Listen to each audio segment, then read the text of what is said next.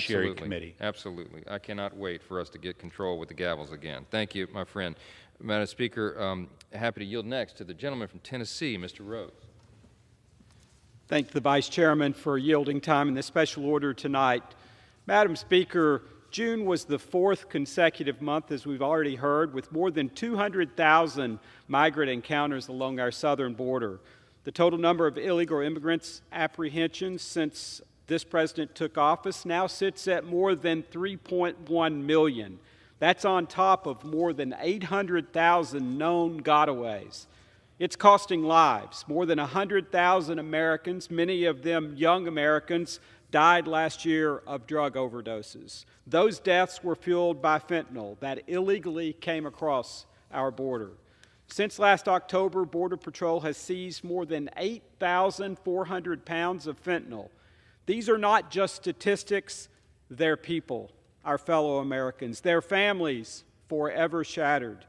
Yet this administration continues to fight to end policies like Title 42 and Remain in Mexico, sending a clear message that our borders are open.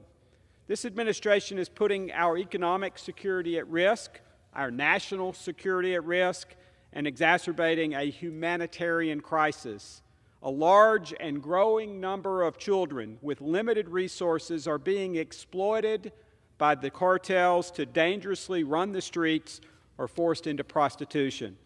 Additionally, over 1,000 people have died along our border since President Biden took office, many while trying to enter our country illegally, attracted by the policies of this administration. Instead of taking bold action to combat this problem, Department of Homeland Security Secretary Mayorkas continues to claim our border is secure.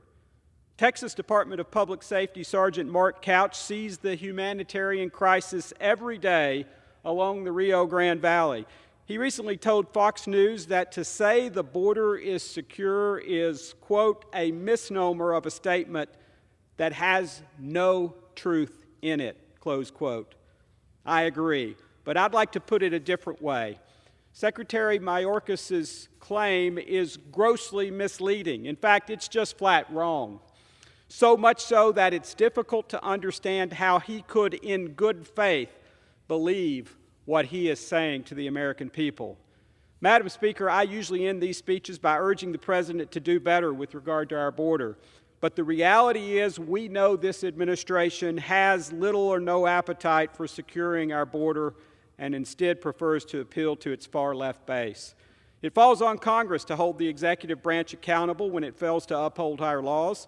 So I'd like to close today by urging congressional Democrats to do their job and, as the House majority, at least until January, join Republicans to hold this administration accountable. Let's take a break from voting on messaging bills that have no chance of passing in the Senate. Let's find ways to come together and finally secure our border. This should be a top priority for both parties because open borders make every state a border state and put America at risk.